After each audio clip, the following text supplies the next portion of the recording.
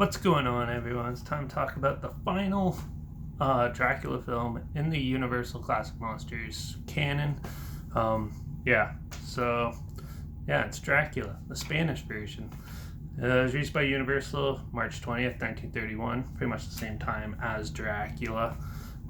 And it was directed by George Melford, who has also done like The Sheik, The Volata del Muerto, East of Bruno, and Young Romance.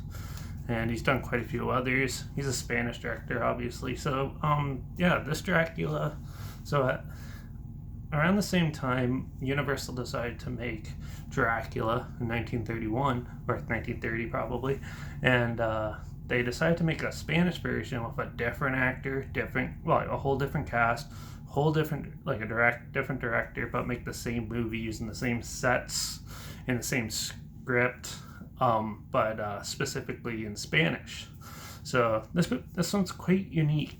So it's obviously the same Dracula story. So Dracula is in Transylvania, and he ends up going to London with his like evil henchman, and gets resurrected there, and starts preying on victims in London, and trying to go around being with the high class and blending in. And it's up to a doctor to who comes and finds something fishy and tries to prove his existence and get rid of him. So it's the same storyline. It's just different director, different cast, and it's about a half hour longer. So in this one, it's actually sort of better, I'd say, than the Bela Lugosi one. Surprisingly, this is actually the first time I watched the Spanish one, and boy, it's actually pretty creepy. The guy who plays Dracula is actually has way more like dark facial features almost, and how it was shot was really well done, like where he's in like his castle on the stairs talking to the visitors as he's luring them in.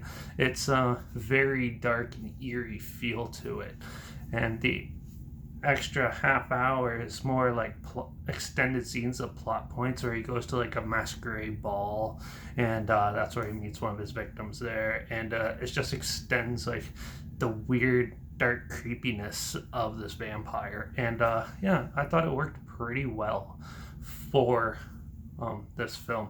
And it was neat to see. Like, they didn't have overdubbing back then, so they had to film either their own versions in different languages or whatnot. And I think subtitles were almost around at this point, but I'm not sure. It was really interesting to see an extended version of Dracula, though, with a different cast and stuff. And it's definitely a unique look at this particular monster.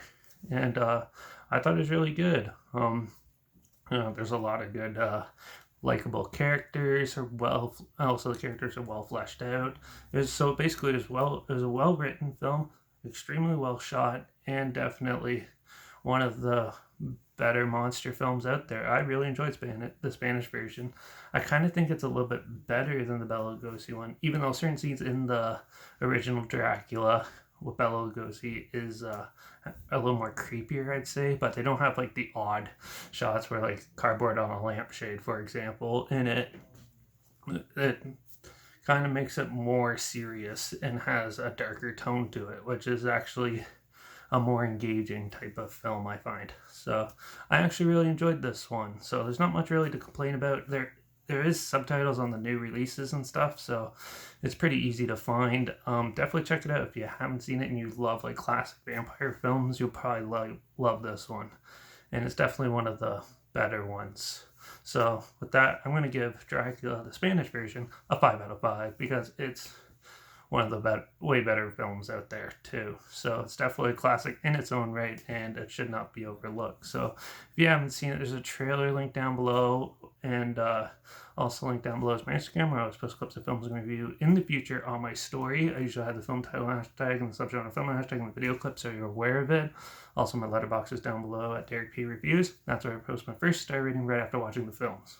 So yeah, follow me on one of those two platforms to stay in the loop for this channel. Like this video, share it so more people are aware of it. Comment your opinions of the film down below if you've seen it. Let me know your thoughts. Did you like it better or not than the original? If you've seen both, I'd love to hear your thoughts on it too. Also, if you have any films or film franchises that you want me to review in the future, comment those down below. I'll try my best to get to them as soon as I can, and if I can find them, and also I'll review anything. So yeah, feel free to leave some comments down there. And also, yeah, make sure you subscribe, because hopefully you find something weird, obscure, and odd, or you hear my opinions on popular films and classic films like this one.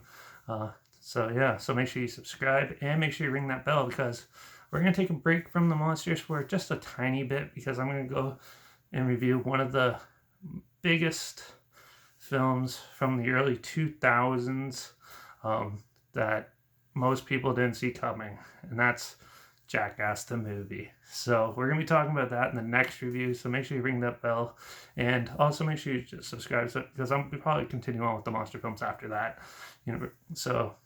But yeah, that's it for this one. So hopefully there's no Spanish vampires in your area, and I guess I'll see you all in the next review. So until then, cheers.